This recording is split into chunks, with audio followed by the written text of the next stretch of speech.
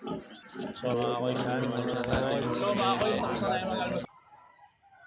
Good morning. So mga kois, mag-awalis. So yan, tapos na tayo mag-awalis. Ipit na muna natin yung mga kois, tapos na magpadede. Saglit. So dito naman tayo sa... So mga kois, tapos na tayo mag-almusal. Good morning mga koys. 5 AM na, medyo maliwanag na.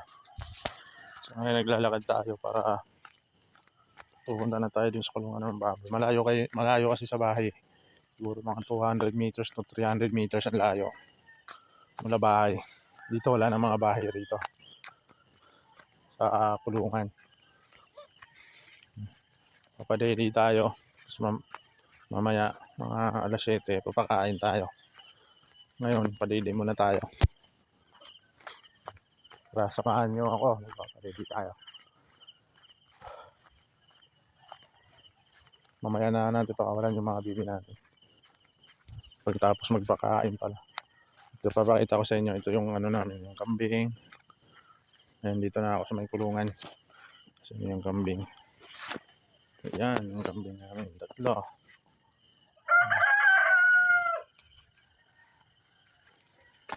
Steak na. Ito pa yung inahin. Ayan, ito na itong mga biik. Palilayin muna natin. Inahin o.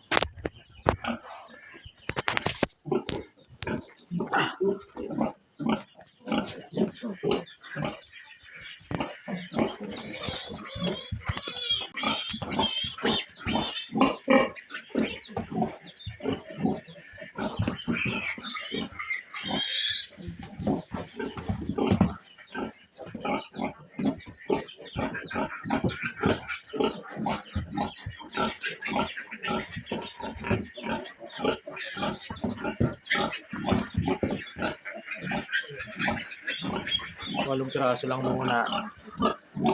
Walong piraso lang muna, papalilayin natin. Mamaya naman yung iba. Pag sabay-sabay natin lahat, mag-aagawan. Mahila yung dede ng nanay, nasasaktan. Ayaw magpadede.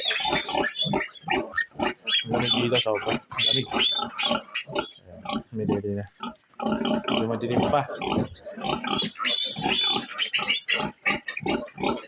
Kabila naman tulog.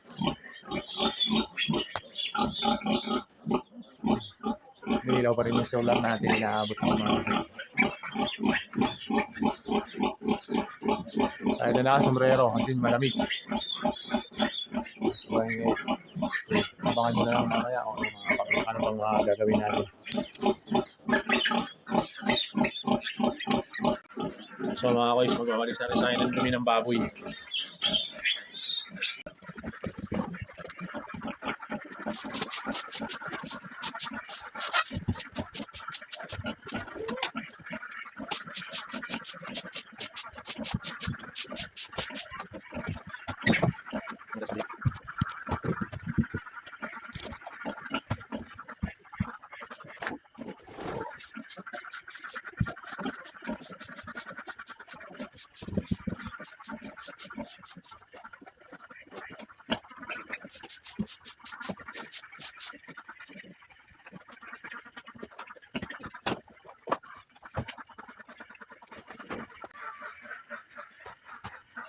Silip naman tayo sa bibi kung may mga itlog ba.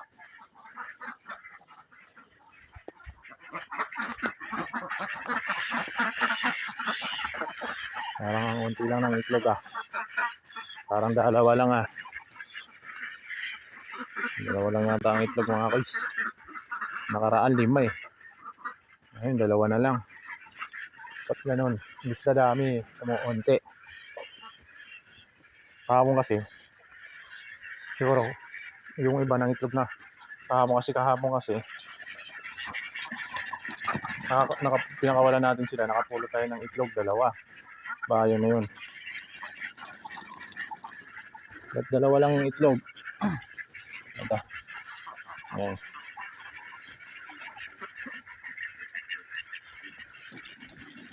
Ito pa isa.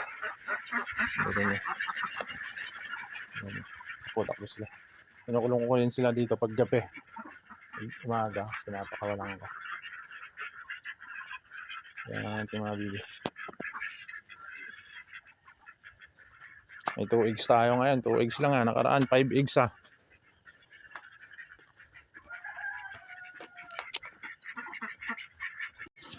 So yan, tapos na tayo magwalis sa kulungan. At pinunot na rin natin yung itlog ng ating bibi, kaso 2 piraso lang. Baka mamaya pag pinakawalan ko sa labas naman yun yung itlog. Ayan, 2 lang. So ayun na naman ang inahin. Ayun na naman magpadede.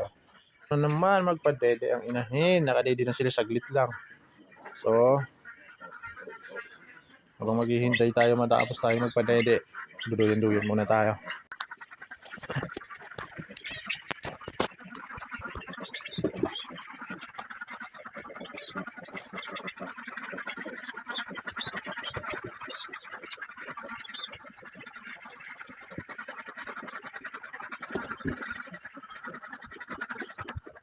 Ipit na muna natin yung unang batch at yung susunod na batch naman padiditayin natin.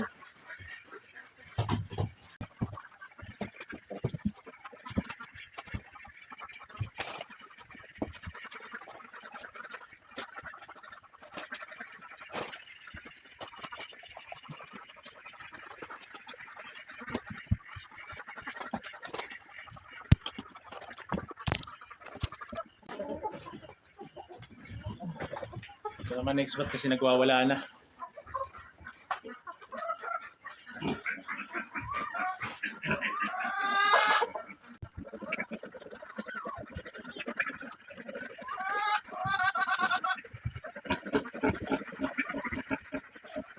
Yan, madidi na yung kalawang batch kanina. Madidi na. Ito ako saan. Pagkakasa next batch. Mga boys, tapos na magpadede. Saglit lang nagpadede yung nanay, pero okay lang yan. Nakadede naman na sila. At ayan, niligpit ko na lahat. Nandiyan na sila lahat. At tayo naman ay uuwi na muna. At mamaya, didede naman natin sila ulit mamaya. Pagtapos natin magpakain. So, uwi muna tayo. Papakain ako ng mga alaga kong mga manok doon. Tsaka yung mga sisiw ko. Madami akong mga sisiw doon. Siguro nasa kulang-kulang 100 plus. Nasa mga 100 yun. Kulang 100. Mga 80, 90 mga ganyan. Sisiw natin. So, doon na muna tayo sa taas sa bahay. Malayo yun dito. Malakad pa ako.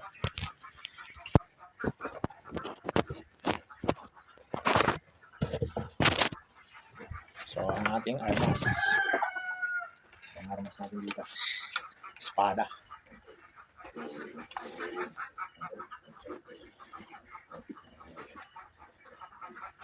Ito yung itlog natin. 2.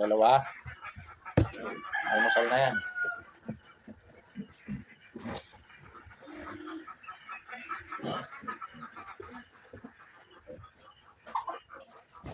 Sakto, may ano tayo doon. Meron pa naman tayong itlog doon sa rep. 3 pa yata yun.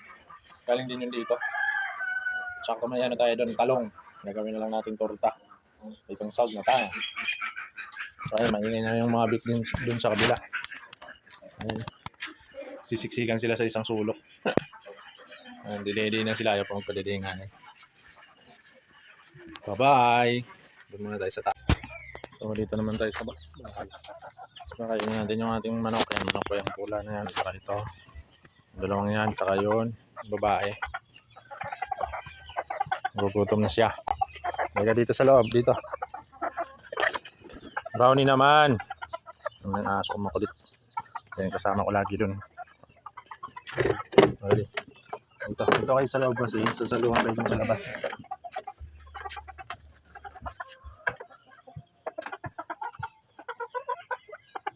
Dito na lang.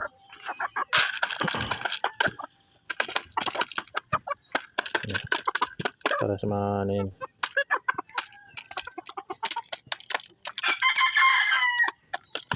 Bantayan natin kasi aagawan yan siya. Madaming manok dito. Okay lang sana kung kakain lang, kaso ang problema, aawahin yan, natatakbo. Yung mga agaw na ang kakain.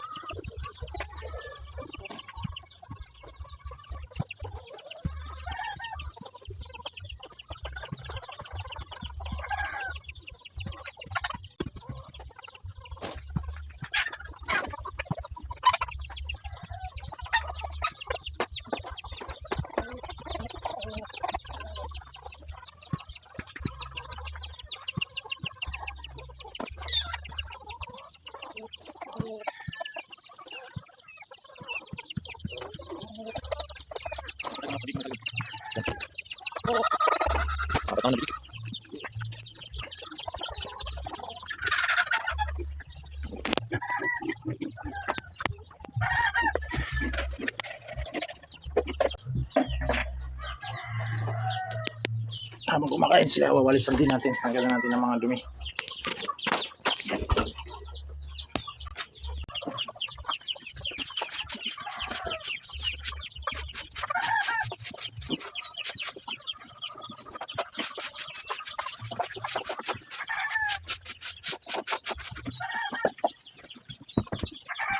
Ayan, tapos na tayo na guys.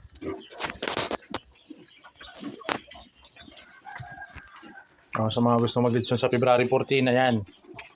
Sakto na ito. Siguro mga 20 kilos na to. 20 to 25.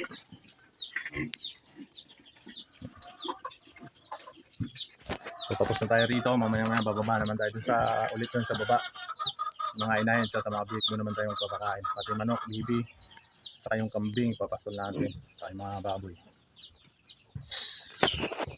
So mga kois, tapos na tayo mag-almusal. Magpapakain na tayo ng baboy.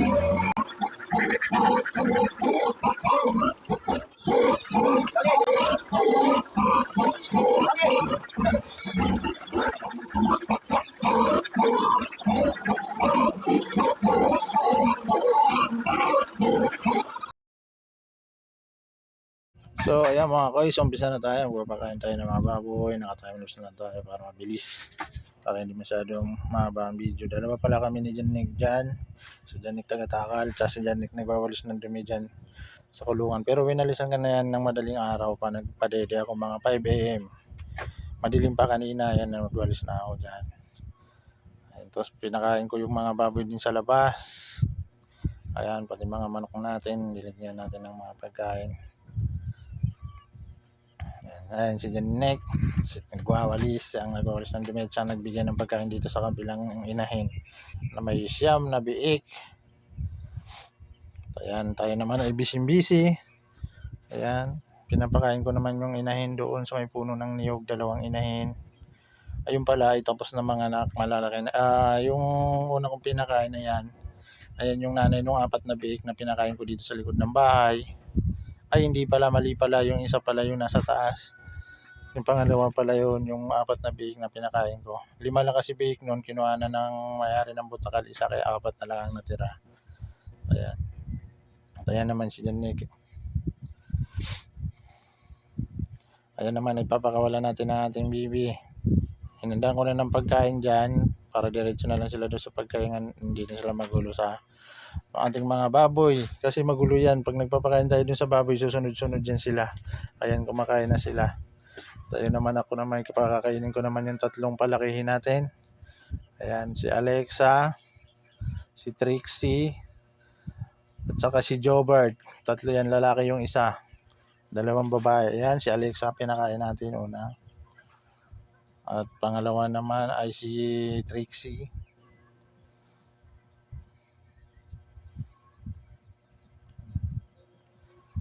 Malalaki na yan sila mga kois, no? Buti hindi nagkasakit ang ating mga baboy. Yung ibang mga kapit barangay natin, kapit purok natin ay pinagpapatay ng mga baboy nila roon nung nakaraan. Pero atin hindi, dahil tinis naman na yan at negative tayo. Malulusog ang ating baboy. At ayan naman, pinakain ko na si Jobert. Ayan, tapos na tayo magpakain ng ating mga baboy. Lahat ng mga baboy ay tapos na pakainin. Ang kambing naman ay ang ating ipapastol. Kinuha ko na nga at dinala ko dun sa baba. Ayan. Ang kambing nga pala mga kois ay nakakatipid tayo dahil hindi tayo gumagastos ng pagkain. Gumagastos lang tayo dyan sa pampurga at saka asin. Pinapakain ko po sila ng asin para malakas po sila uminom ng tubig. Ayan. Bali 3 po yung inaalagaan natin. Yung isa po ay anak ng babae nating kambing at yung una kong hinila ay lalaki yon. At may 3 pa po tayong kambing doon sa tiyahin na